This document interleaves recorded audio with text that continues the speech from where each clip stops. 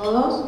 Bueno, pues voy a tener el gusto de presentar la semblanza de la maestra Gemma Ayescar Jiménez, una gran ponente y una gran amiga. Es abogada de la UNAM, realizó estudios de maestría en Derechos Humanos en el Instituto Tecnológico Autónomo de México ITAM, doctorante en Mediación y Negociación en el Instituto de Mediación de México. Actualmente cursa el Máster de Mediación, Negociación y Resolución de Conflictos en la Universidad Carlos III de Madrid. Es docente en la División de Posgrado de la Facultad de Derecho de la UNAM y en la Licenciatura de Derechos Humanos y Gestión de Paz en la Universidad del Claustro de Sor Juana. Es mediadora privada certificada por el Tribunal Superior de Justicia de la Ciudad de México. Es socia fundadora de consultores y asesores especializados en diversas instituciones. Consultora creada en 2010, donde desarrolla su práctica privada. Es expositora y conferencista habitual en diversas instituciones nacionales y extranjeras. Miembro del comité organizador del Congreso Iberoamericano de Derecho Tributario y del Comité Científico del Congreso Iberoamericano de Derecho Penal Tributario. Actualmente es miembro del grupo de trabajo de la Ley General de Mecanismos Alternativos de Solución de Controversias. Bienvenida. Muchas gracias. Y vamos a presentar a también. Bienvenida. A ver, vuelve a hacer. Ah, caray. Es que no sé. Ay, bueno, tantas modernidades. A ver, ¿cómo le hago si me suena el telefonito? No me pasa. A ver, entonces, léelo tú. Léelo tú, por favor. Luis.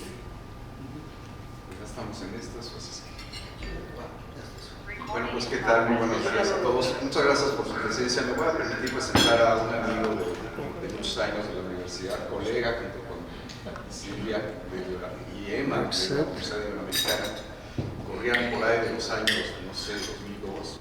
No, de 2024 apenas. Algo así. Ahora resulta de Bien, pues mi amigo es licenciado en Administración Pública en el Colegio de México y orgullosamente licenciado en Derecho de la Universidad Iberoamericana. Es profesor por más de 30 años en la Universidad Iberoamericana, en la Universidad Panamericana, en la Universidad Nacional Autónoma de México, en el Colegio de México y en la Universidad Anáhuac. Es autor de diversos libros, entre los que destacan El Nuevo Derecho Administrativo, que coautoría con el ex ministro Sergio Valls. Es coordinador y coautor de la responsabilidad administrativa en el Estado mexicano, la transparencia en el Estado mexicano, el Estado de las autonomías y el buen gobierno, el reparto de facultades del federalismo mexicano, y es coordinador de las adquisiciones en el Estado mexicano, en el Instituto Nacional de Administración Pública, en la Reunión Nacional de Administración Pública, y de la revista de Administración Pública número 138, titulada Organismos Constitucionales Autónomos, entre otras colaboraciones y entrevistas académicas. Es articulista de La Crónica de Hoy y El Universal, de temas de administración pública como el buen gobierno, órganos constitucionales autónomos, nueva paraestatalidad, órganos semigubernamentales, entre otros. Se ha desempeñado como coordinador de posgrado e investigador de la Universidad Anáhuac, México. Es titular del órgano interno de control del Instituto para la Protección del Ahorro Bancario, y fue director general de Recursos Materiales de la Suprema Corte de Justicia de la Nación, magistrado del Tribunal Federal de Conciliación y Arbitraje, entre otros.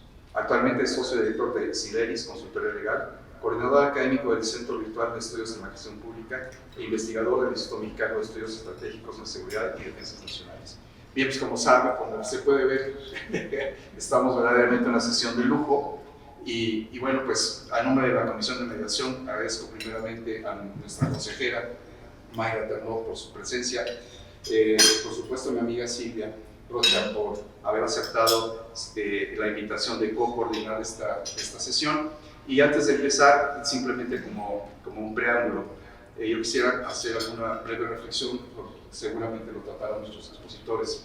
Es un tema en el que, como ustedes saben, estamos participando en la discusión con la mesa de trabajo para la nueva Ley General de Medios Alternativos que nos va a regir en todo el país. Y hay algunas cuestiones que me parece interesante que reflexionemos en torno a la materia que nos ocupa.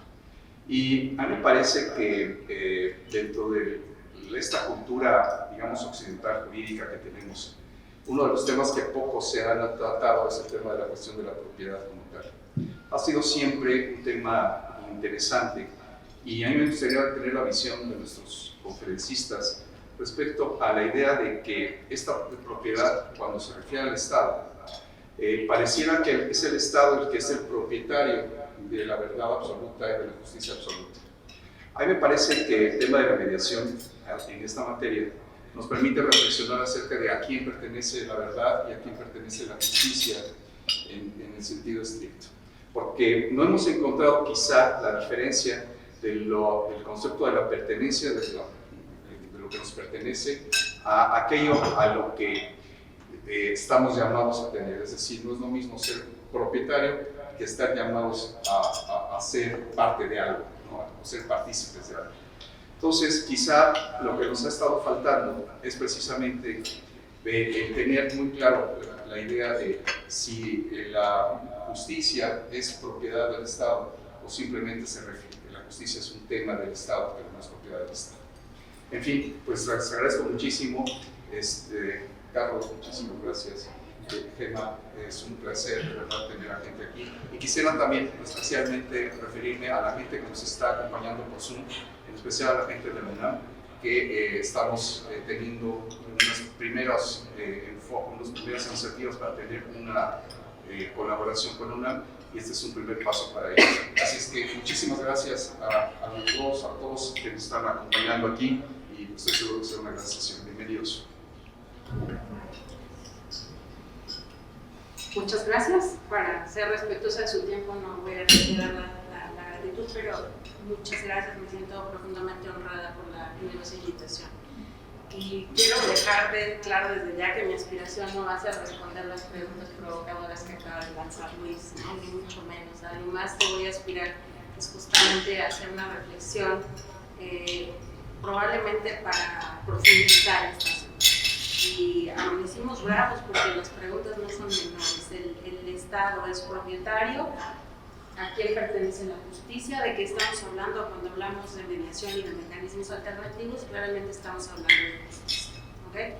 Hay que recordar en todos los casos que nuestro sistema de justicia tiene diferentes componentes. Tenemos el apartado de la justicia constitucional, que tiene claramente los 3 mecanismos para poder hacer control de constitucionalidad o convencionalidad. Tenemos justicia cotidiana, pero el tema que nos ocupa hoy es específicamente la justicia administrativa, ¿okay? Y esto nos obliga a revisar justamente lo que señalaba Luis. ¿Qué es el Estado? Es el propietario, y desde luego para eso voy a hacer una brevísima referencia a la administración, porque desde luego el gran experto es el doctor Matute. Bastará con decir que debemos de tener en cuenta que del Estado absolutista, del Estado monárquico, acudimos justamente a la conformación de los Estados constitucionales. Y con ello a la organización y a la conceptualización del Estado que nos propone en origen Weber. Justamente Weber lo que hace es proponer al Estado como un agente de control. Y después, dando un gran salto en el tiempo, vamos a ver a partir del consenso de Washington en 1989, un cambio de la concepción de la administración pública, y vamos a ver emerger lo que seguramente el doctor Matute abordará, que es la nueva gerencia pública.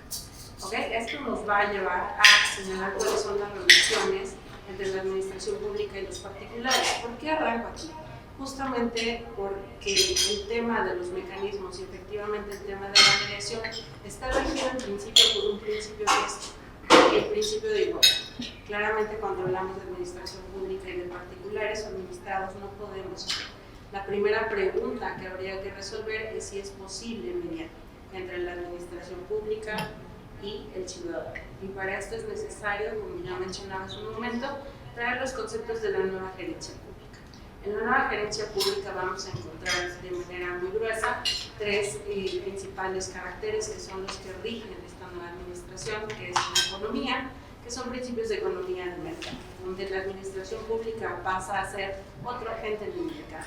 Vamos a ver criterios de eficiencia, donde vamos a ver con la misma cantidad de recursos de que dispone la administración pública, vamos a estar buscando una mayor eficiencia, ¿okay? Hacer más con menos. Y por supuesto el criterio de eficacia, que es darle seguimiento a los objetivos del Estado y cómo con estos pocos recursos bien invertidos vamos a lograr estos objetivos del Estado, que es justamente lo que corresponde a la parte de política pública y de supervisión de la actividad del Estado. ¿Okay?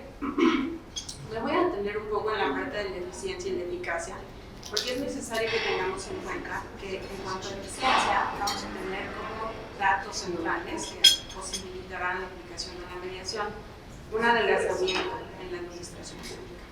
Como ya mencionaba, la administración pública es un agente de mercado junto a otros agentes de mercado. Esto es fundamental, porque es justamente aquí donde vamos a ver emerger la colaboración administrativa y la privatización, entre comillas, de ciertos sectores como son salud, como son servicios financieros, como es educación. ¿Okay? Y a partir de esto, justamente vamos a ver cómo se conforman los primeros espacios de aplicación de mecanismos, la conciliación y el arbitraje en materia de salud y servicios financieros.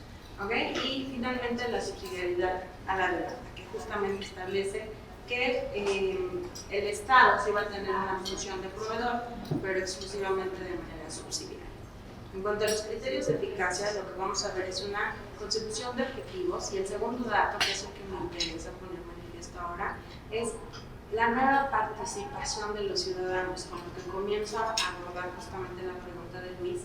¿Es propietario? Parece que no es propietario, parece que se convierte en estos aspectos en un agente más del mercado, y que adicionalmente va a permitir a los ciudadanos diferentes maneras de participación en la democracia. ¿Okay? Esto es participación ciudadana.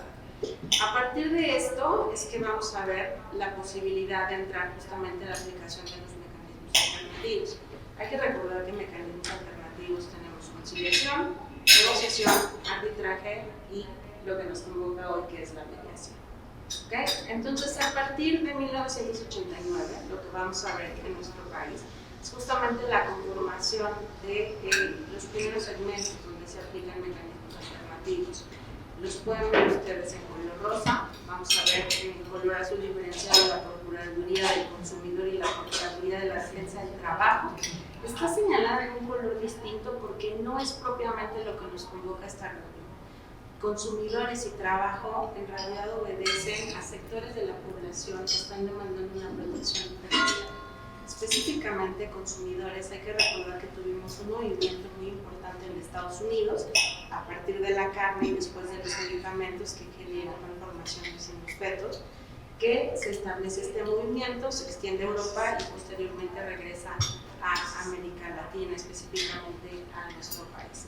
Pero donde sí empezamos a abordar nuestra materia es justamente a partir de 1996. Hay que ver la brecha que está entre el Consenso de Washington y 1996, donde se establece y se crea la Comisión Nacional de Arbitraje. ¿Okay? Recordemos que en origen el tema de servicios de salud, así como los servicios financieros, eran potestad exclusiva del Estado.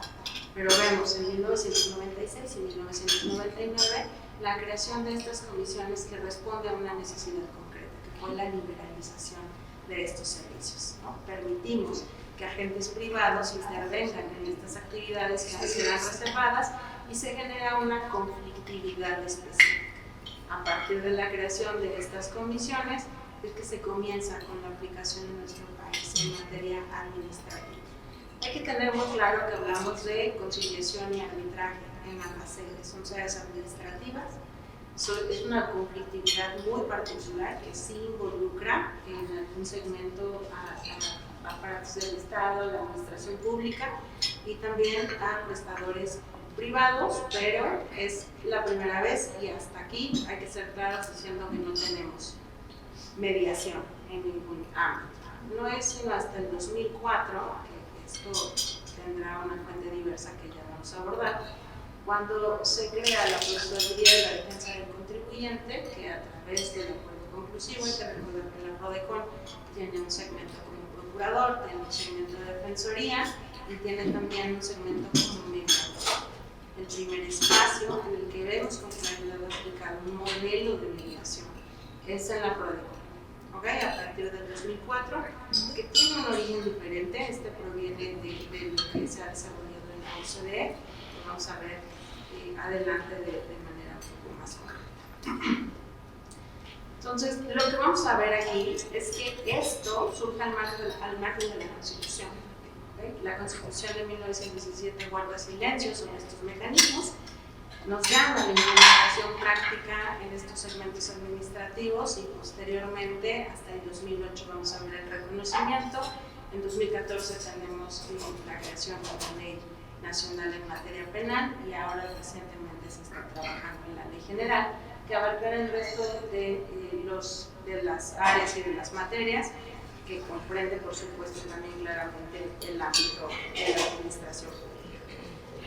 Voy a ir concretando la idea haciendo una reflexión, sin interés de abundar en esto, porque seguramente el Instituto Matute tendrá mucho más que aportarnos en este segmento, diciendo que propiamente en la administración pública tenemos ya los cimientos, tenemos los pilares para aplicar la mediación. No obstante, es necesario discernir muchísimos conceptos. Cuando hablamos de justicia administrativa y de la administración pública, hay que tener en cuenta que la administración pública realiza funciones regladas y también realiza funciones discrecionales. Y que cuando realiza funciones regladas, es extraordinariamente complejo poder hablar de mediación, porque hay intereses del Estado. Y entonces sería un poco cuestionable si los intereses del Estado están sujetos a transacción con el particular o con el ciudadano, por más participación ciudadana y democrática que le otorguemos. No obstante, en los espacios de discrecionalidad que tiene la administración pública o incluso en los ámbitos de servicio público como tal, claro que es posible la mediación. Recordando que en principio deben de estar alojados en un plano de igualdad. Lo que me lleva a la siguiente reflexión. Mediación administrativa, en los dispositivos federales tenemos un caso incipiente en Nayarit. Es un caso en el que se permite la mediación y la conciliación intraprocesal. Esto es, en el Tribunal de Justicia Administrativa se permite. ¿Okay? Se permite con condiciones justamente estas, que no se afecte el orden público y en los espacios de discrecionalidad parecería que está claramente orientado justamente a los conceptos jurídicos indeterminados. ¿Okay? ¿Hay propiamente mediación en el ámbito administrativo? No. En el ámbito de justicia administrativa sí tenemos aplicación en sede administrativa de mecanismos, la conciliación, el arbitraje y lo que ya menciono de los modelos incipientes, pero a nivel federal no existe.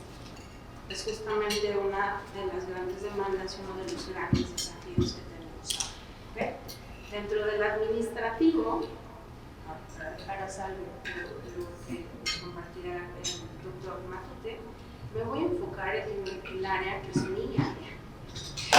Porque dentro del administrativo hay un área que resulta de especial importancia y es el área del derecho de las contribuciones. ¿Okay? Como mencionaba, en la línea temporal que vimos arriba, la PRODECON es pionera no solamente en México, sino incluso en toda América Latina al implementar un mecanismo y específicamente la mediación a través del acuerdo conclusivo. Este comparte algunos rasgos con lo que ya he compartido de la administración pública, pero en concreto tiene una fuente diferente. Y esta fuente la vamos a encontrar en el desarrollo que se hace en el ámbito internacional a partir de los análisis que realiza la OCDE. ¿Okay? ¿Qué es lo que establece la OCDE? Posteriormente los principios. Un cambio de modelo en la administración y en la gestión tributaria. Hay que recordar que lo que tenemos establecido en la resolución, en el artículo 31, fracción cuarta, que es obligación de todos los mexicanos, de los mexicanos también, contribuir al gasto público de la manera proporcional y equitativa que dispongan las leyes. Entonces tenemos bienes constitucionalmente relevantes. ¿Qué más relevante que la fuente primaria, ¿no?, de ingresos para las finanzas? Y desde luego la vinculación que tiene la posibilidad de realización de la política pública en materia de derechos humanos. Es fundamental la parte financiera y dentro de la parte financiera resulta fundamental el sistema de la administración y la gestión tributaria. Como todos ustedes saben, porque seguramente los que veo aquí en la sala y seguramente los que están aquí también recordamos esta campaña del SAT entiéndete con Lolita y evita dolores, que de manera muy simple nos permite ver cuál es el modelo que hasta la actualidad impera en la administración tributaria. La norma nos permite autodeterminarnos en cuanto a contribuciones. Y si haces algo mal, entonces la autoridad fiscal tiene la posibilidad de comprobar que lo hiciste bien, que lo hiciste mal. Y si lo hiciste mal, entonces tendrá la posibilidad de sancionarte administrativamente. Pero si lo hiciste muy mal y lo que hiciste es muy malo, además tiene la posibilidad de perseguirte penalmente. A través del desarrollo vemos que la tendencia ha sido claramente positiva, porque vemos en el desarrollo jurisprudencial que una sanción no extingue a la otra, ¿no? A pesar del principio de indivisible que impera en nuestro sistema jurídico, vamos a ver que la tendencia es así. Entonces, lo que podemos ver, revisando lo que tienen en su pantalla, es un modelo imperativo. El modelo de la administración tributaria es un modelo basado en control. ¿Okay? El orden es algo que precise, es ajeno a la administración, y el papel de la administración es vigilar que no haya conductas que se separan de la normalidad y del deber ser, y en caso de que existan, va a sancionar a quien ocasionalmente rompe dicho esquema. Y justamente en el ocasional empezamos a tener muchísimos problemas, ¿verdad? Que América Latina es, por excelencia, a nivel global, la región en la que las prácticas elusivas y evasivas de contribuciones brilla, ¿no? Tenemos una conflictividad en materia fiscal muy especial. Tenemos altos índices de elusión y de evasión, y esto hace que la necesidad de la administración tributaria para controlar a tantos contribuyentes pues simplemente no sea suficiente. ¿Okay? Es un sistema que tiene una capacidad limitada, y como tal, cuando la conflictividad lo rebasa, el sistema se rompe. ¿Okay? Es justamente lo que hemos visto. No somos los únicos que lo vemos, lo ve también el Organismo de Desarrollo Económico, de Cooperación y Desarrollo Económico a nivel internacional.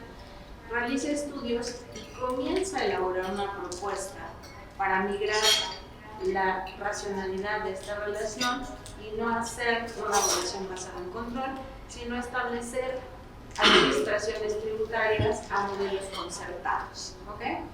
Cambia el modelo, ya no voy a permitir que te autodetermines tú libremente a ciegas. Lo que voy a hacer es establecer un canal de comunicación, casi que en tiempo real, donde somos amigos y me puedes consultar todo el tiempo qué es lo que vas a hacer. Yo podré establecer si tu criterio es adecuado o no, y además tendrás implementado tu contribuyente programas de cumplimiento normativo, que es justamente donde empieza a tomar relevancia todo el sistema de compliance. ¿Okay? Entonces es en este cambio de modelo, a propuesta de la OCDE, donde vamos a poder encontrar justamente los criterios que dan origen a la implementación de la mediación en materia fiscal. Vamos a tener primero el cambio del modelo de control al modelo de cooperación. Después les resulta un poco incómodo el tema de cooperación, porque parecería que algo estamos haciendo, ¿no? Al cooperar. Y entonces se migra al término de HACET, ¿okay? Que es como una relación reforzada a través de la cooperación, la comunicación y el cumplimiento normativo o compliance. ¿Okay? Entonces, para retomar el tema de la mediación, hay que tener en cuenta que los principios que van a aplicar en materia fiscal para posibilitar la mediación son distintos. ¿Okay? No hablamos de autonomía y dignidad humana como hablamos en justicia cotidiana, no hablamos de participación ciudadana como hablamos en el administrativo, hablamos de estos principios que estamos partiendo de las relaciones amistosas o reforzadas con la administración tributaria, estamos hablando de compliance o cumplimiento normativo, hablamos también de criterios de eficiencia y eficacia que se comparten precisamente con la parte administrativa. Por supuesto, hablamos de principios constitucionales en materia tributaria, los preceptos de justicia tributaria que prevalecen en el artículo 31, fracción cuarta de la Constitución. ¿Okay? Con esto lo que vamos a ver es el emergimiento de diversos modelos. Yo creo que esto no se ve muy bien. Voy a cambiar. Voy a aprovechar la pausa para decirles que si en algún punto no estoy logrando ser claro o quieren hacer una intervención, siéntanse con la libertad de interrumpirme, por favor, porque de repente me pongo a hablar de 2024. ¿Okay? ¿Qué es lo que va a generar esta cuestión? La configuración de diferentes sistemas de mecanismos alternativos en materia fiscal. No somos los únicos. México sí fue pionero. La doctora Diana Bernal Ladrón de Guevara, fundadora, procuradora y fundadora de la PRODECON, fue muy visionaria al establecer el modelo del acuerdo conclusivo. Se anticipó a su tiempo porque claramente hasta hoy en México tenemos un sistema de discapacidad de control. Se anticipó un poquito a su tiempo, pero fue visionaria incluso en América, ¿no? Trae por ahí algunos referentes, se adelanta incluso a la propuesta que se hace en el modelo del código tributario para América Latina, ¿no? Entonces vamos a ver ahí unos rasgos importantes y lo que vamos a ver alrededor del mundo es el emergimiento. No se alcanza a ver, ¿verdad? No, realmente. Voy a aprovechar Yo solo te para puedo poder usar mi país. Somos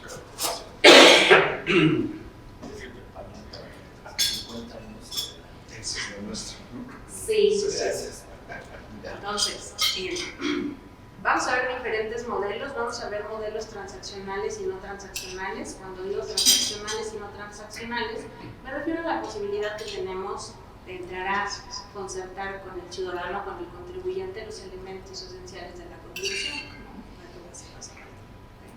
Y estos modelos técnicamente están fundados en relación con el modelo constitucional y legal que existe en cada país.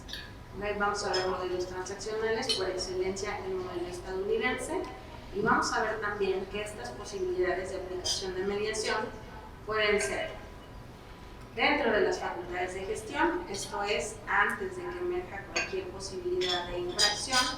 Vamos a ver que pueden suceder dentro de los procedimientos tributarios de gestión o inspección, esto es cuando nos audita el SAT, antes de que nos audite el SAT, cuando nos audita el SAT y posteriormente a la determinación de un crédito fiscal. Entonces, en el comparativo vemos diferentes modelos, nuevamente vamos a ver diferentes posibilidades en función del modelo constitucional y legal que existe en cada país. Tenemos modelos transaccionales que permiten ponernos de acuerdo incluso en el monto de la deuda tributaria. Y en nuestro caso, como vamos a ver el último, pero el mejor, de los transaccionales, el modelo mexicano que tiene un ámbito de aplicación breve, la verdad, pero potente, y que corresponde a un modelo no transaccional porque, como dije al principio, la importancia de la recaudación y las finanzas públicas es mayor. ¿Okay? Entonces, no voy a entrar a profundidad, solamente me gustaría tener en cuenta el modelo más amplio que conocemos, que es justamente el modelo estadounidense, donde tenemos diferentes posibilidades. Como sabemos, en Estados Unidos la justicia ha establecido un modelo de tribunales multipuertas. Todos los segmentos de la justicia tienen posibilidad de aplicar mecanismos alternativos, de aplicar mediación, antes de llegar a las cortes o la jurisdicción o al tribunal. ¿Okay? Entonces, en el modelo estadounidense, como ya hemos visto, tenemos facultades de gestión, la posibilidad de hacer mediación antes de que exista una auditoría, interpretando normas sustantivas, interpretando normas procesales o respondiendo a consultas particulares de los contribuyentes. Durante la auditoría, las facultades de comprobación, tenemos tres posibilidades para hacer mediación en un caso y negociación en otros dos, que vamos a ver justamente cuestiones jurídicas y de hecho. La otra también es cuestiones jurídicas y de hecho, pero es en un lapso reducido de 20 a 30 días. Y finalmente es un modelo que se habilita para empresas de gran alcance. ¿Ok? Finalmente, cuando ya hay un crédito determinado, y este es un modelo amplísimo, extraordinariamente liberal, porque lo que propone es que incluso cuando ya tenemos un crédito determinado, se puede hacer transacción cuando el contribuyente está de acuerdo con la mayoría de las observaciones de la administración tributaria, puede estar de acuerdo y puede decir yo me quiero evitar una multa, o dos o tres, o un pedacito del crédito fiscal, y entonces ¿dónde firmo? ¿No? Y por supuesto esto con las consecuencias penales que no abordaré en este punto porque no son, ¿ok? Y podemos ver diversos modelos, modelo italiano, modelo francés, modelo alemán, modelo holandés, el modelo argentino y, como ya decía, el mejor, el modelo mexicano. ¿A qué nos referimos con el modelo mexicano? No estoy tan de acuerdo, pero parece que tenemos un mecanismo que es la consulta fiscal antes de que existan facultades de comprobación. No estoy segura, porque seguramente el profesor Carlos va a sacar de esta duda y me va a profundizar. La consulta fiscal me parece que todavía está en el ámbito de la autotutela que tiene la autoridad administrativa. Le acercamos una petición y le hacemos conocer hechos o apreciación de hechos o corrección o interpretaciones que son nuestras y solicitamos específicamente a la autoridad fiscal que nos dé su retroalimentación. Pero sigue estando dentro del ámbito de la autotutela, de la autoridad administrativa, de la autoridad fiscal. Y regreso a la pregunta que nos planteaba Luis al principio, porque entonces estamos hablando de autotutela, de yo soy el soberano, yo soy la administración pública, y yo me mando solo y me puedo autogobernar, ¿no? Me puedo autotutelar. Parece que no estamos en posibilidad de establecer un mecanismo en igualdad de condiciones. Lo pongo ahí para no dejar pasar la opción, la consulta fiscal y por supuesto el acuerdo conclusivo. ¿Cuál es la magia del acuerdo conclusivo bajo el modelo de mediación? Podemos ver en Argentina también tenemos un acuerdo conclusivo bajo el modelo de conciliación. Letra muerta, por cierto, no se aplica, pero en nuestro país sí que se aplica, además con porcentajes altísimos de eficiencia, que oscilan entre el 60 y el 70%, dependiendo de la gestión. ¿Okay? Entonces, regresando a los principios, en indicadores de eficiencia y eficacia es un mecanismo muy potente. ¿Cuál es el ámbito en el que se puede aplicar el acuerdo conclusivo de mediación fiscal? Solamente en cuanto a valoración de pruebas, a disenso en las interpretaciones o en la apreciación de cálculos. Entonces, como podemos ver, el espacio no se mete con los elementos esenciales de la conclusión y esto permite respetar los principios constitucionales de indisponibilidad para el proceso. Lo único que hacemos es, en este modelo, acercarnos a un mediador que sí es imparcial, porque hay que recordar que la PRODECON es independiente, no es propiamente constitucional autónomo, pero tiene los rasgos y se le ha dotado justamente de estas características, incluso presupuestarias, para que tenga esta autonomía, ¿no? Entonces, sí que es un modelo de mediación, es un modelo de avanzada, es un modelo, como ya señalaba, que ha resultado ser de gran eficiencia para la resolución de estos conflictos en estas áreas específicas en materia fiscal. ¿Okay? ¿Es el único que existe? No. En Ciudad de México también tenemos un modelo de mediación fiscal, en el Código Fiscal de la Ciudad de México, pero hay un problemita con esto. Y el tema es que es la Procuraduría Fiscal la que en teoría está habilitada. Entonces ya hay un problema, ¿no? De entrada estamos justamente cuestionándonos si es posible aplicar la mediación por el tema de la igualdad entre la administración tributaria y los contribuyentes. Y en el caso federal, pues tenemos a la PRODECON que sí está investida y caracterizada para poder jugar este papel imparcial. Pero si quien va a mediar es el procurador fiscal, que es el encargado de vigilar justamente el cumplimiento de la norma, parece que ya el modelo no funciona de verdad. Y se nota claramente en la aplicación porque no tenemos rendición de cuentas o cifras en esta materia, no tenemos cifras en transparencia, pero a través de solicitudes que hemos estado haciendo conocemos que desde su incorporación y hasta el día de hoy el resultado de mediaciones en la Ciudad de México, mediaciones fiscales en Ciudad de México es cero. ¿Okay? Entonces hay que reflexionar, por eso voy concluyendo, hablando de mediación en materia administrativa y fiscal, de lo que estamos hablando es de justicia. Y cuando hablamos de justicia hay que ver cuáles son los ámbitos que están disponibles para. En cuanto a mediación administrativa, tenemos algunos modelos incipientes, se aplican mecanismos en otras áreas, pero propiamente el modelo de mediación administrativa hoy, en el nivel nacional, doméstico e interno, no existe. ¿Okay? Es una tarea pendiente de desarrollar. Ya señalaba que hay un modelo Nayarit incipiente que está mostrando ciertos rasgos y que se realiza justamente en la sede del tribunal. Habrá que ver cómo madura. De origen parece un modelo bien diseñado, bien desarrollado, y habrá que ver cuáles son sus finalidades. ¿Okay? Hay otras experiencias, en el caso de España, donde ya se está implementando. Hace recién 3 años empiezan ellos a implementar ya de manera efectiva la mediación administrativa y les ha resultado de bastante utilidad. En materia fiscal en particular, tenemos referentes ya diseminados alrededor de todo el mundo, lo que no significa que sean eficientes para nuestro modelo constitucional.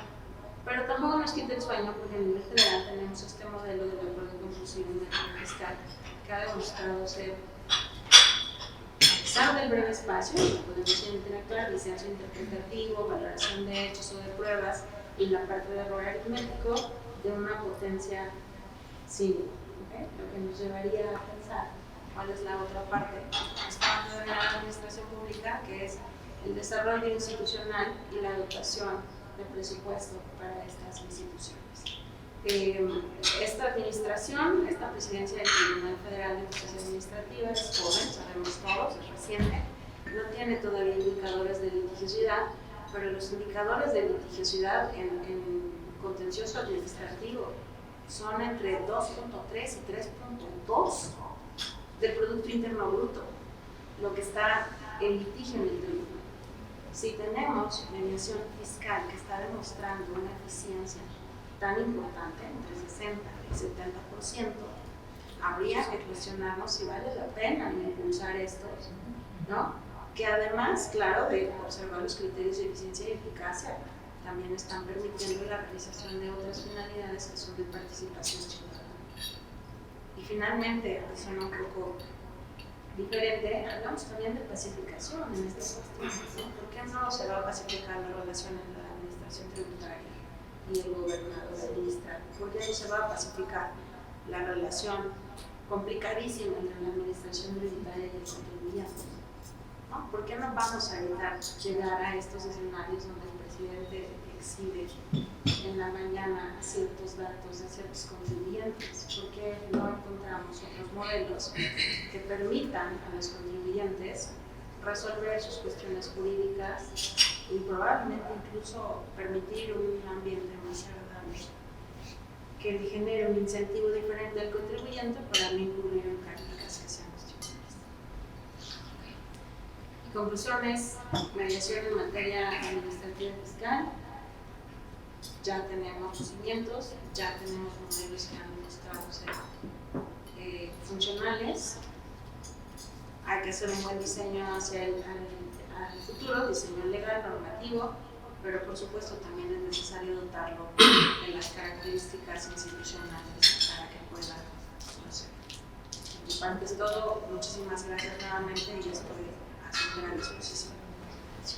Quiero hacer una pregunta antes de que empiece el doctor Matute, aunque la verdad es que es probable que sea lo que el doctor Matute vaya a abordar, pero una inquietud que tengo es ¿qué clase de capacitación se le da a los mediadores fiscales? Porque en la experiencia cotidiana de todos es que las personas que están en el SAT, digamos, no saben nada. Hay discusiones con gente del SAT que te vuelven loca, como pretender, 2 ejemplos, pretender liquidar una sociedad civil y exigen que esté publicado en el sistema de la Secretaría de Economía. Es una SC, es que es increíble. Otra, yo nunca pude dar de alta una sucesión porque querían que fuera el contribuyente.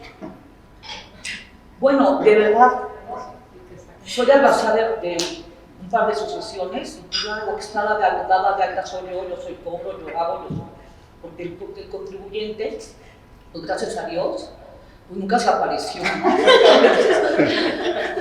Entonces, sí quisiera saber si están capacitados, si tienen un entrenamiento tratamiento especial? ¿Cuál es su perfil? Vaya, ¿sí sabe? Es mi pregunta. Sí. Bueno. Sí, justamente hay que recordar que nuestra administración pública, la centralizada en origen, tiene justamente la conformación de un modelo militar, de un mando único, central, que después delega funciones hacia abajo, ¿no? Entonces, esto es lo que podemos ver todavía en la capacitación del personal del SAT. Es un organismo tan grande que claramente tiene segmentadas y delegadas muchas atribuciones, y la capacitación que tiene el personal es solamente en el breve ámbito de sus funciones. Solamente son los mandos superiores, medios y superiores, justamente los que tienen la posibilidad de ejercer alguna toma de decisión. Los demás son de manual.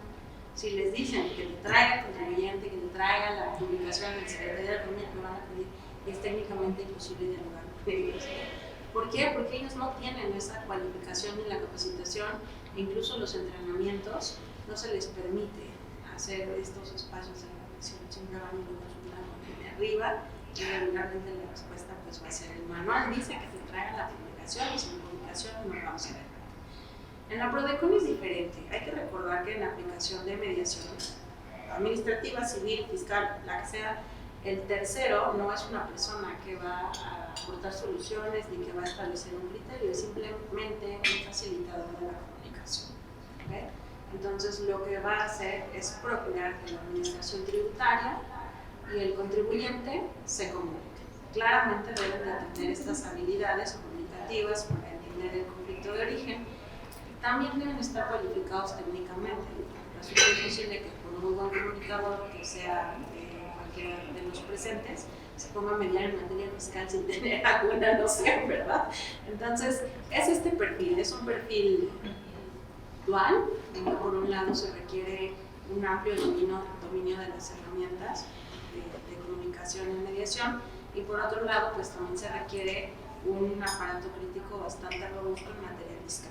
Desde luego es imposible que un mediador sea especialista en todo, porque vamos a ponernos a mediar justamente en hidrocarburos o en alguna cuestión, no lo van a poder hacer, pero desde luego al estar cualificado tendría que tener la noción suficiente de que necesita un especialista o un perito en alguna materia. Entonces este es el perfil en teoría. Gracias. Muchas gracias. Blanca, ¿quieres? Sí. Lo cual quiere decir que la figura del mediador en las cuestiones administrativas siempre dependerán de la misma institución, o siempre depende de la misma institución. En materia fiscal, por ejemplo, el mediador supongo que viene del Tribunal Administrativo, o la PRODECON es la parte que hace el papel mediador. La PRODECON es el mediador. Ok, entonces, pero esto significa créditos fiscales en este caso. No, ¿Solamente o cualquier otro? No, la oportunidad de hacer esto, recordando nuevamente, es sobre cuantificación, cuestiones aritméticas, valoración de hechos o pruebas y disenso interpretativo con sus jurídicos indeterminados, es previa a la determinación del crédito fiscal. Todos hemos escuchado, ya es parte de la cultura popular, el tema de la falta de razón de negocios o de materialidad de las operaciones. Este es un concepto que no corresponde a la ciencia jurídica, es un concepto económico. Y como tal, el espacio de interpretación discrecional que tiene la autoridad fiscal es muy amplio. O sea, ¿cómo demuestras que prestaste servicios jurídicos? ¿No? Bueno, te voy a traer aquí mi declaración, mi contrato, mis transferencias, la nómina. Pero igualmente la administración tributaria puede decir: a mi criterio no es suficiente, y de hecho es lo que hacen de la Ok, pero yo también entendía que la PRODECON más bien estaba participando como una conciliatoria, no como una mediación. No, el modelo es de mediación. El modelo no es de conciliación, el modelo es de mediación, y es justamente lo que lo hace tan progresivo y relevante. La PRODECON no pone soluciones sobre la mesa. La PRODECON lo que hace es facilitar que se comuniquen entre ellos para ver si logran una solución o consensar algunos conceptos o algunos elementos. Es un modelo de mediación aplicado a materia fiscal. Sin embargo, si emite alguna determinación. Ellos emiten, pero es otra función. Hay que recordar que la procuraduría tiene diferentes funciones. ¿no? Es procurador, también tiene servicio de defensoría, entonces en estas otras partes sí tiene la posibilidad de emitir ciertos criterios, opiniones, pero en la parte de mediación, específicamente en cuanto a acuerdo conclusivo, no emite posturas o no emite recomendaciones. Correcto, gracias. ¿Quién pasó?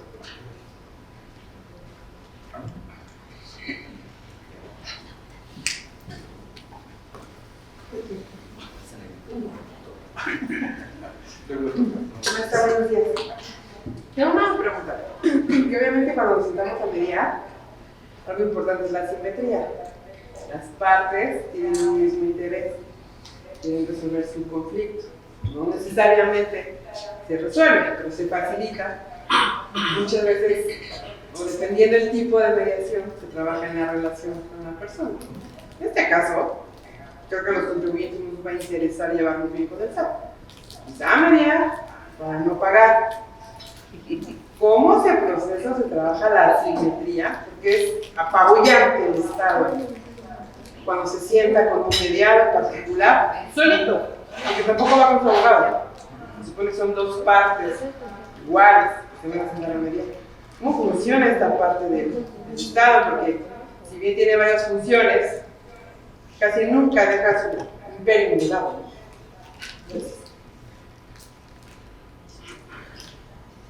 ¿Qué es lo que hacen? Pues yo creo que sí les interesa llevarse bien, ¿no? ¿A quién le interesa en esta mesa o nuestros compañeros que están en el Zoom echarse con salsa? ¿No? Resuelves un ejercicio fiscal, pero te quedan todos los porvenir impresos, ¿no? Entonces, sí hay un interés por parte del contribuyente en, digamos, estabilizar la relación. No es que quieran ser amigos, pero yo creo que a todos nos interesa tener una buena relación con el fisco, ¿no? En el segundo orden, los intereses, justamente hablando de la mediación, hay que poder desvelar cuáles son los intereses y las necesidades de las partes. Las unidades del Servicio de Administración Tributaria regularmente tienen metas, ¿ok? Metas que están por eficiencia y eficacia, como vamos a medir, vinculadas a recaudación. Si el representante del Servicio de Administración Tributaria está sentado allí, pues tiene interés en estar sentado allí. ¿Okay? Después de lo que se aporte en la mesa, ¿resulta viable? Sí o no. Pero esto, ¿no? Entonces, tiene que ver con la pregunta que planteaba Luis al inicio. Es una conflictividad muy particular, hay que entenderla y hay que tener una cualificación, como mencionaba, tanto en herramientas de comunicación como en la parte fiscal, y hay que tener la habilidad para desvelar e identificar cuáles son los intereses que llevan al representante de la administración tributaria y al contribuyente a estar sentados ahí. Regularmente son mediaciones que suelen ser directivas y muy lineales, porque claramente lo que une a ambos es el dinero. Al SAT le interesa recaudar 100% de las veces, 143% de las veces le interesa recaudar, ¿no? Y al contribuyente pues, también le interesa su seguridad jurídica y tal vez sí pagar, pero conforme a lo que le parece razonable o correcto. Quisiera distraer más de la exposición de Carlos. Pero hay algo que tanto en esto, en la introducción de estos medios alternativos, yo siempre he pensado que tanto la mediación, el arbitraje y la conciliación son para gente educada, en principio, porque tiene que haber una educación para poder llegar a ese nivel. Y he tenido la experiencia de haber querido introducir en la parte tanto de contratación pública, la parte de arbitraje, como pues ver las actitudes de la misma administración pública y de la misma criterios de la Auditoría Superior de la Federación. ¿Qué tanto para introducir estos nuevos medios con la ley se tiene que tomar en cuenta? Al principio, durante los 90, hicieron un estudio conjunto que ha pegado mucho, ha sonado mucho para las reformas a nivel Latinoamérica, se hicieron en el Banco Mundial, el BID, en relación a sistemas de contratación pública que también se comparte con el sistema tributario. Hay otros estudios también en materia. Tenemos un sistema tributario en una legislación, un sistema de contratación pública de gobernados, de conquistados. Esa actitud prepotente de la misma autoridad viene de la ley de que somos unos conquistados. O sea, aquí estás mal de principio, porque todo está nuevo, hasta para contratar y comprar, como para poder determinar tus impuestos, estás en una legislación donde el castigo y el estar mal no es, comparado con los otros sistemas como anglosajones, un ganar-ganar de alto improductivo, una legislación que promueva la competitividad y la creación de economía y de generación de riqueza.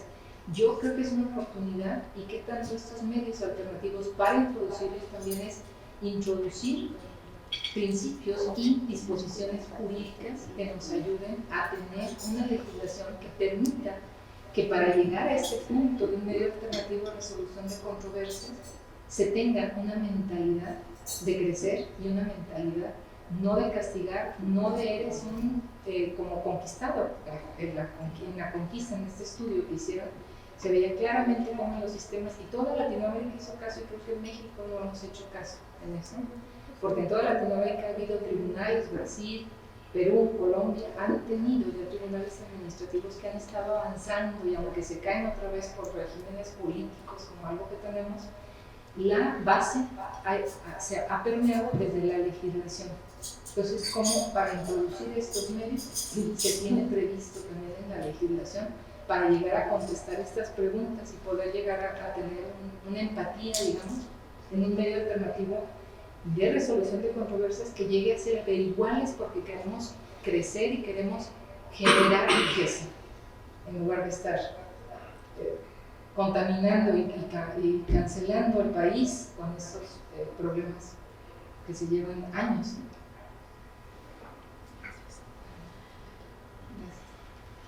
Es un problema conflictivo que pues, es multidimensional. Primero hablamos de gente educada, pues yo creo que más bien estos mecanismos no son accesibles al 90% de la población mexicana, por decisión, ¿no? Porque justamente la pirámide de la población y la distribución de la riqueza y de las actividades económicas es muy diferenciada, ¿verdad? Estamos hablando de que tenemos un grado de informalidad amplísimo. O sea, no es que la gente de la base de la pirámide no esté haciendo una actividad empresarial, es que no está registrada fuera de la informalidad. Y aquí de lo que hablamos no es de instrumentos legales, es de la creación de nuevas ciudadanías. Y estoy completamente de acuerdo, ¿ok? Ahora, en este 10% de nuestra pirámide social y de la distribución de la riqueza, quien está ejerciendo actividades empresariales, pues claramente tiene alguna concepción y alguna noción, ¿no? De que esto vaya adelante. Si vamos a buscar, además de crear nuevas ciudadanías, a convencer a cada funcionario, a cada servidor público de que tiene que cambiar su mentalidad, pues obedece a un tema de política pública. Justamente estamos interviniendo, ¿no? Desde ya bastante participación ciudadana, el gobierno abierto, cuestiones que están elaborando justamente que la dimensión y la percepción de la administración pública cambie. ¿Ahora estamos en posibilidad de hacer eso? No, seguramente es un trayecto largo que nos falta para construir esto, pero lo que sí tenemos son criterios de eficiencia y eficacia. Ok, no te convence ser un servidor público de una naturaleza diferente, ok, no te convence ser un ciudadano de este corte o de este matiz, convéncete, porque si nos quedamos en un problema y nos vamos al litigio y no resolvemos el conflicto, pierde el Estado porque pierde los recursos, ¿no? Pierde el tiempo, pero además el gasto de empleo y el gasto que implica llevar el conflicto al tribunal, como ya mencionaba, es carísimo. El estipendio del Estado en sostener al tribunal y el tiempo que está parado el dinero en el tribunal es una brutalidad. Entonces, estamos preparados ahora para abordarlo desde nuevas ciudadanías y nueva administración pública. Hagámoslo por criterios de eficiencia y eficacia, vámonos a los números, hay que revisar el porcentaje de litigiosidad del Tribunal Federal de Justicia Administrativa y en los correlativos de las entidades federativas. Entonces vamos abordando desde esto, pero efectivamente es necesario un diseño integral. Yo creo que me escuchan. De todas maneras, pero el Zoom. Es por el Zoom. Ah, ok. Y la consejera es la consejera. No soy más que un común de los mortales. A mí me llama mucho la atención todo esto que se ha comentado ahora, y más a la luz del decreto del 29 de abril de 2016 en la administración de Peña Nieto, por el que se establecieron diversas acciones administrativas para implementar en la Administración Pública Federal las acciones necesarias para llevar a cabo la conciliación, celebración de convenios o acuerdos previstos en las leyes respecto a cualquiera de los medios alternativos de controversias que se suscribieran con los particulares.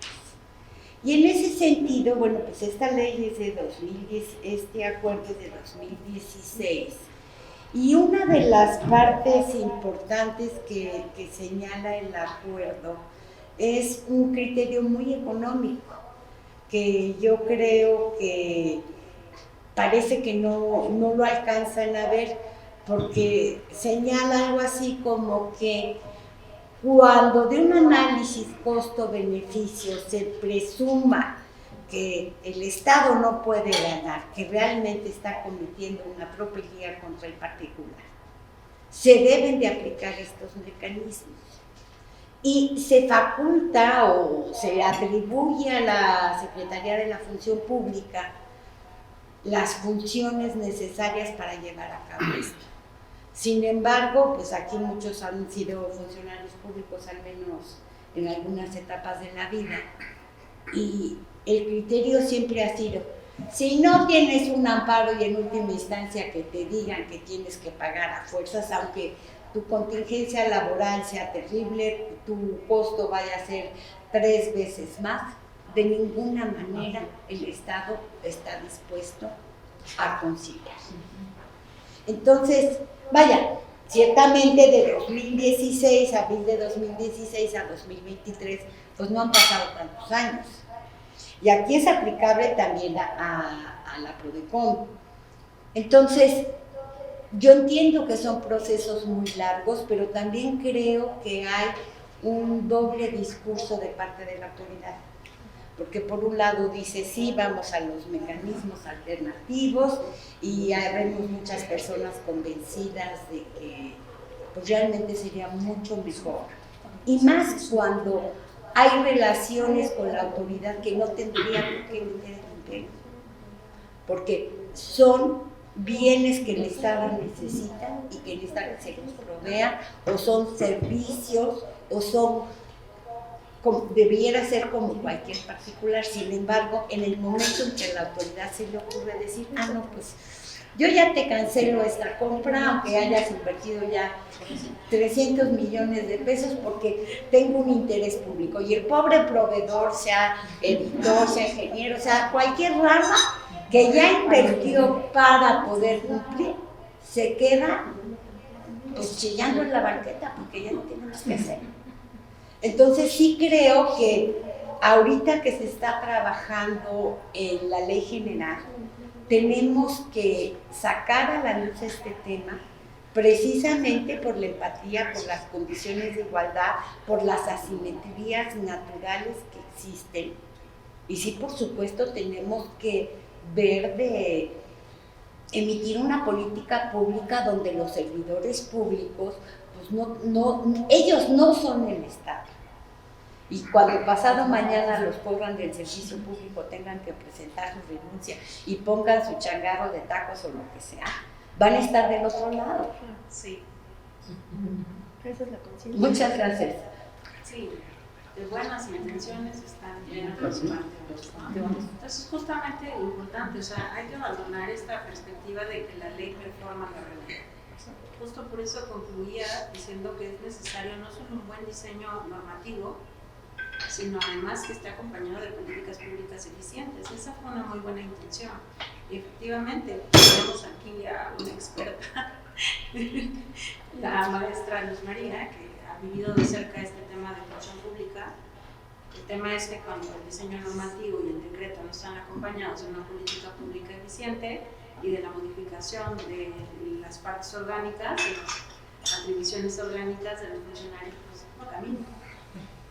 Entonces, esto, conciliación sí está implementada. O sea, cuando me refiero a que no hay mediación y que es incipiente el modelo de Nayarit, me refiero específicamente a esto, a mediación. ¿Okay? Pero conciliación sí está instaurada, algunos intentos mejor y otros menos afortunados, pero ahí está, ¿no? En mediación, hoy, a nivel internacional probablemente, pero ahí concluir.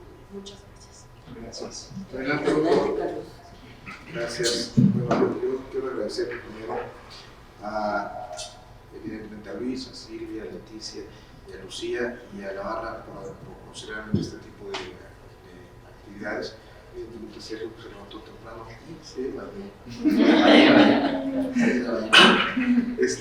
y a Eva y a todos mis compañeros.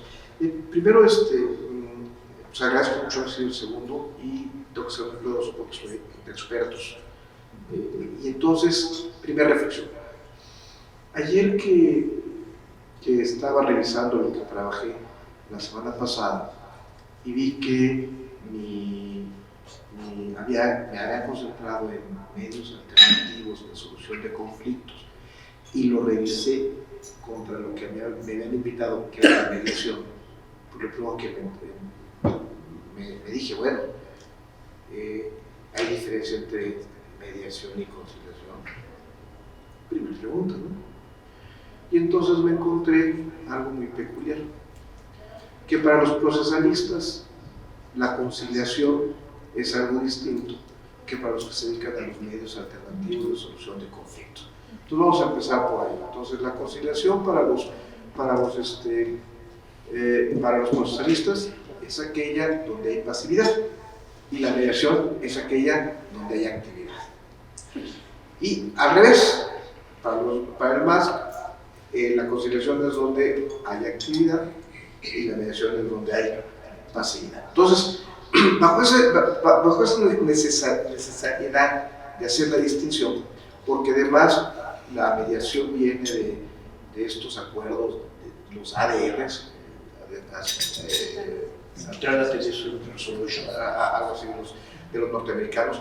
Por cierto, les recomiendo mucho los lineamientos europeos sobre ADR, están muy bien desarrollados, específicamente los de electrónicos. Y entonces me di cuenta que, lo que decías tú, que el acuerdo de abril del 2016, pues realmente mezcla todo. Y al mezclar todo, entonces pues sí tengo que hacer una pequeña acotación a lo que dijiste, en el sentido de que si bien es cierto, la mediación no está regulada como tal formalmente, ese acuerdo pareciera que lo hace. Yo te voy a explicar por qué sí y por qué no. Porque tienes razón, o sea, no está regulado, y para regularse se requería una ley que expresamente se refiriera en términos correctos a esta idea de los más, en el que la mediación implica un tercero ajeno y que solamente ponga de acuerdo, no que impulse a llegar a un acuerdo. Entonces, en esos términos está poco regulado, estoy de acuerdo. Pero entonces, para poderlo hacer, y viene tu pregunta, y la pregunta de Luis no la quiero eludir, voy primero con la pregunta de Luis. ¿El Estado es propietario de las cosas? La respuesta es sí. ¿Cómo? Artículo 27 constitucional, sin duda. El problema es que el gobierno no es el Estado, aunque López Obrador quiera que así sea, ¿no? Entonces la pregunta es, ¿el gobierno es propietario de las cosas? No.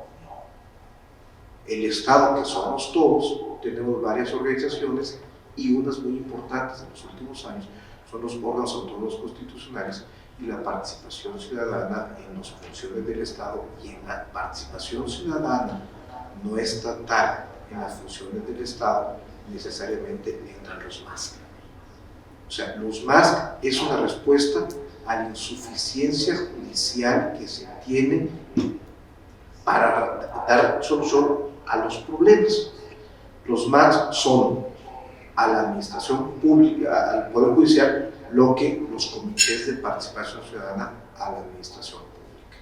Es decir, cómo introduzco terceros independientes en la función jurisdiccional, ya sea a través de órganos autónomos o directamente de árbitros que vienen del mercado. Ese es realmente el punto del MASC.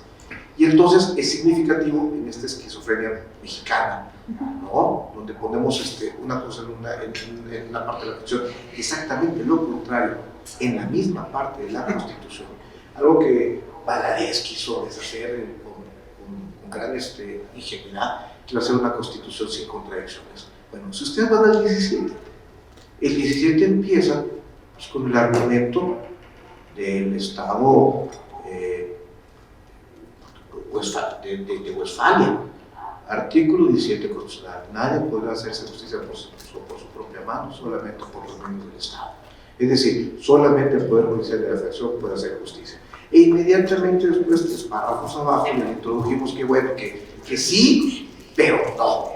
¿No? Que ahora lo vamos a hacer por medio de los medios alternativos de solución de conflictos, donde ya no son los órganos estatales, sino que puede ser alguien que no sea órgano estatal. Entonces, y eso mismo está en el primer párrafo, cuando dice, nadie podrá hacerse justicia por sí mismo, ¿no? Utilizar medios violentos para utilizarlo, salvo la Administración Pública Federal cuando hace el procedimiento administrativo de ejecución.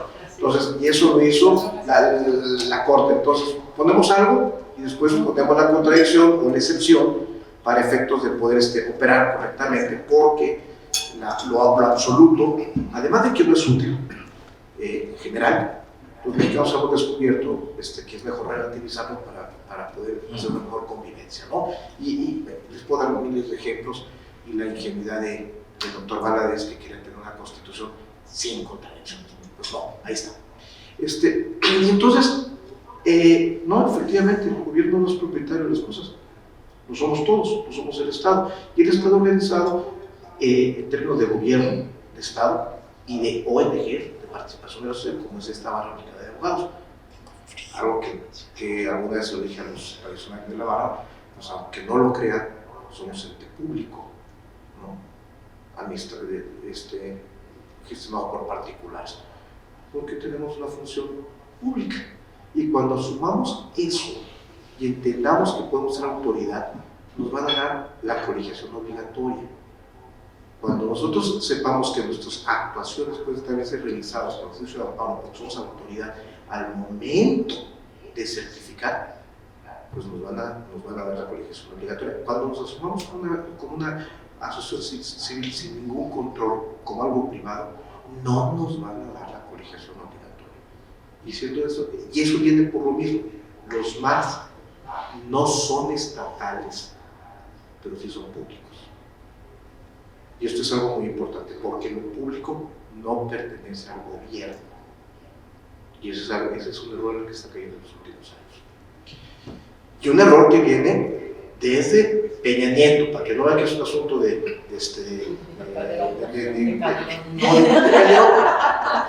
Calderón piensa. El Calderón piensa. Y no estoy defendiendo a Calderón. Para que no me vaya a ser un defensor de Calderón. No.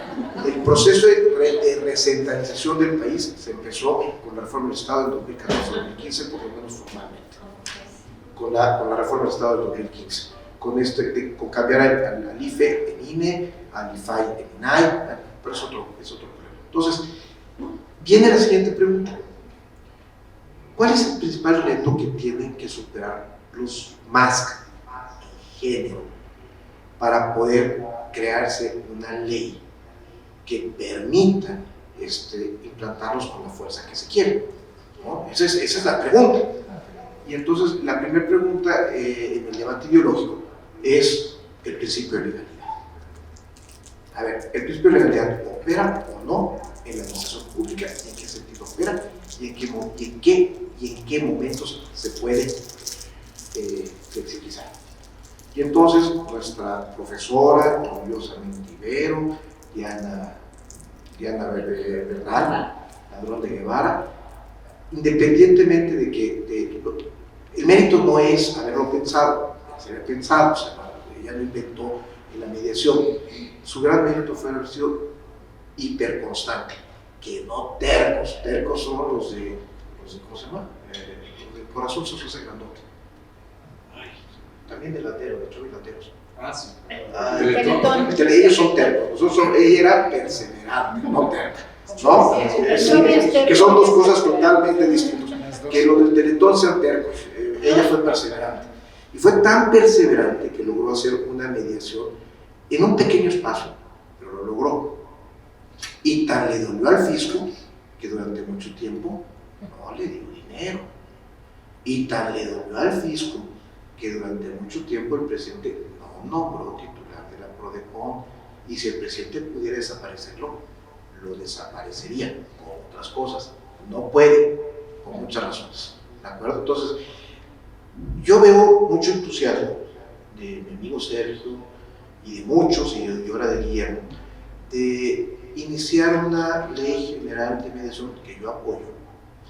Pero la pregunta es, ¿realmente estamos preparados para ser un órgano con cierta autonomía? Y eso es lo importante, que revise los errores burocráticos de la autoridad previo a su litigiosidad. Estamos dispuestos a dar el paso que dimos en 1968 para crear el Tribunal Federal Fiscal de la Federación, en el que la litigiosidad se resolvía fuera del Ejecutivo y no dentro.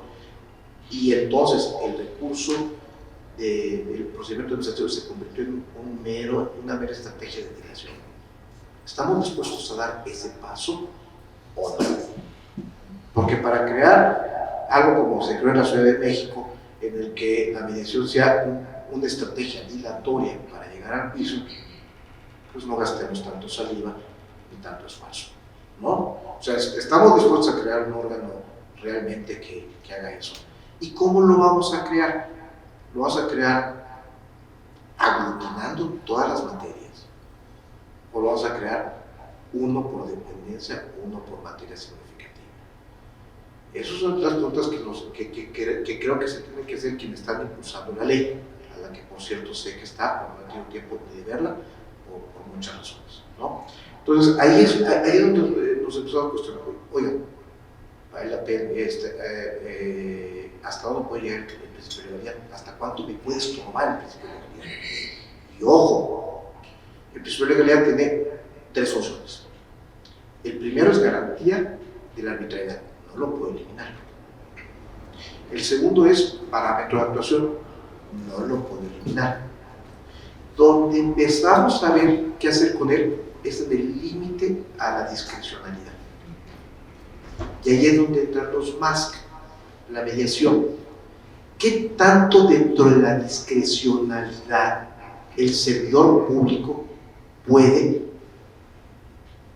resolver algo sin atender lo que decías tú, consejera, hasta el amparo en todos los asuntos, ¿no? Esa es la gran pregunta. Y aquí Silvia no me dejará mentir. Cuando ella fue directora del Infonacot, se encontró N cantidad de juicios sin ninguna racionalidad de seguirlos, de continuarlos, que están vinculados con los contratos de préstamo con los trabajadores que no cubrían el préstamo Fonacot. ¿Y cuál fue la cifra que dejaste? 8,000, 9,000, ¿no?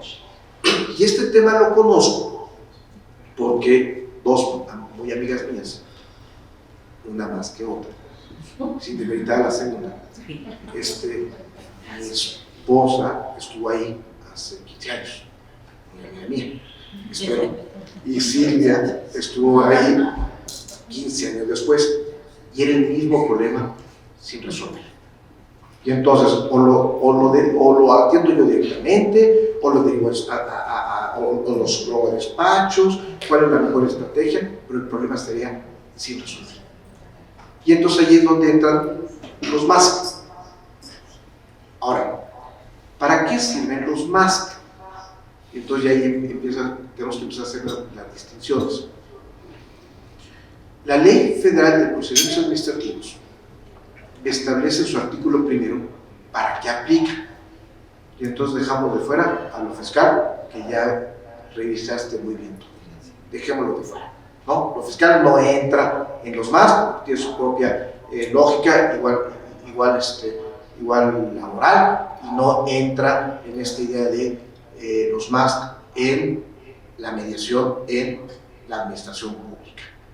Y lo que te dice la Ley Federal de Procedimientos Administrativos, donde puede aplicar el MASC, bueno, estos elementos son aplicables, ojo, a los actos de autoridad, a los contratos que parecen actos de autoridad, porque solamente se pueden celebrar en forma única con una entidad, que es el caso del Fonacol, y a todo lo que hace las dependencias. Solamente ahí se pueden aplicar los UASC. Oigan, y en la obra pública no. Pues no. ¿Por qué? Porque tiene su propia regulación. ¿No? Ahí tiene su propia regulación. ¿Y en la conciliación? No, está la conciliación y el arbitraje. Y entonces me dicen, ¿y la mediación dónde? Y ahí fue donde me puse a pensar. ¿La mediación dónde? ¿No? La mediación en la obra pública se da cuando viene lo que tú ya dijiste, el acto de autoridad dentro de la obra pública. ¿Cuándo viene la mediación? Cuando se emite la terminación unilateral, la terminación anticipada o el finiquito unilateral. Y ahí es como se da la oportunidad de la mediación. Porque la conciliación se da en el momento de la ejecución del contrato, no en el momento de la terminación, que es el finiquito unilateral o la terminación anticipada. ¿Qué fue lo que pasó en el aeropuerto? ¿No? En el aeropuerto, ¿qué hay? Para el presidente una cancelación, para los abogados una terminación anticipada, un acto de autoridad que por razones de interés público da por concluido una obra. Y entonces ahí se abre la oportunidad de hacer, ahora sí, una mediación. Y entonces ahí es donde entra, ahí se opera, no la ley de obra, me quito conciliación, voy a hablar solamente de mediación, entra el acuerdo de abril de 2016.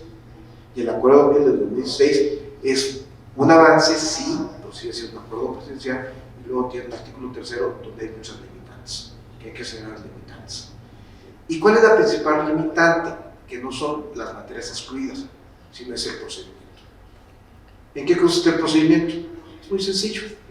La bendición del Papa y 3 dictámenes para que proceda una bendición. ¿No?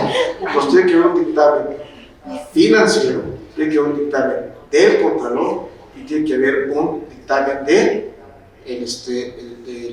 abogado. 3 dictámenes. Y entonces ya uno como operador dentro de la institución pública dice no, pues no, de plano, no. Y entonces la pregunta es, ¿cuándo funciona? ¿No? Y entonces la respuesta es, en 2 casos. Cuando hay el problema que tenía Silvia, es decir, 10,000, 9,000 contratos en el que se pueden sentar estas 3 áreas, la financiera, el jurídico y el contador y el operador, y decir, a ver, vamos a darle solución a un gran problema. Y entonces tienen 10,000 casos donde empiezan a solucionar los problemas, este sí, este no, se manda a mediar, ver qué podemos recuperar, pero entonces hay voy a hablar incorrectamente la palabra, la connivencia, la colaboración de estas áreas para protegerse de una posible responsabilidad que pudiera venir, porque esta mediación no la va a realizar el jefe del que media, sino la va a realizar Auditoría Superior, primero la Función Pública y después Auditoría Superior de la Federación. Y entonces, pues de que yo le dé en mi casa a que le cueste al Estado, que le cueste al Estado. Entonces, hay este primer elemento, ahí se puede utilizar. Y segundo elemento, ¿cuándo se puede utilizar? Cuando las cifras son muy altas. Entonces, cuando las cifras son muy altas, como en el caso del aeropuerto internacional, la cancelación del aeropuerto, la terminación anticipada, ahí todo el mundo tiene interés en que se llegue a una mediación y todo el mundo, inclusive seguramente invitaron a la Auditoría Superior de la Federación como observadora para que tuviera claro que no se están manejando mal los dineros. ¿Por qué? Porque perdemos de vista que el principio de legalidad garantiza el buen manejo de los recursos de los ciudadanos, ¿no? Eso es lo importante. Creo que sí son útiles, este acuerdo es un gran avance, pero el acuerdo llega hasta donde se puede llegar. Más allá se tendría que llegar a una ley donde hubiera un tercero independiente que permitiera la mediación. Y en ese sentido estoy de acuerdo contigo, no hay nada en el país. Sí. Último elemento. Parece ser que en mediación va a pasar lo que pasó en transparencia y en acciones colectivas. tiene que venir de los estados hacia la federación. Y esto hay que señalarlo porque mi buen amigo Sergio Valls, que está promoviendo muchos estos temas, está en el Estado de México, en la federación. La federación no ha movido un dedo y seguramente no va a mover hasta que esté orillado a moverlo, como sucedió en Transparencia. La federación no movió un dedo hasta que ya había una organización de órganos garantes de transparencia y se dio cuenta que le iban a ganar, le iban a comer el pastel. Entonces, creo que va a pasar lo mismo en mediación. Va a surgir otra vez como un movimiento de los estados y al final lo va a subir la federación, con las mismas limitantes que pasó en acciones colectivas, donde le quitaban la facultad a los jueces locales y se le llevan al juez federal con unas asociaciones civiles especializadas para limitar las acciones colectivas. Eso viene con un poco con lo que decía, parece ser que no logramos superar estas vetas autoritarias en el comportamiento del Estado mexicano. Dicho esto, no sé qué más decir ante especialistas, y creo que vale la pena comentarlo, creo que es un gran esfuerzo, pero me temo que no le estoy echando mal augurio a quien está todavía la ley. Me temo que si pasa lo que pasó en el Prodecon, poco le auguro a esa ley en este sexenio. Si la ministra Olga logra convencer a sus aliados políticos de que es conveniente, va a pasar. Si no, vamos a seguir haciendo conciencia que es algo indispensable y que tenemos que pensar mucho el principio de legalidad como única solución a los conflictos entre la autoridad y los particulares. Muchas gracias.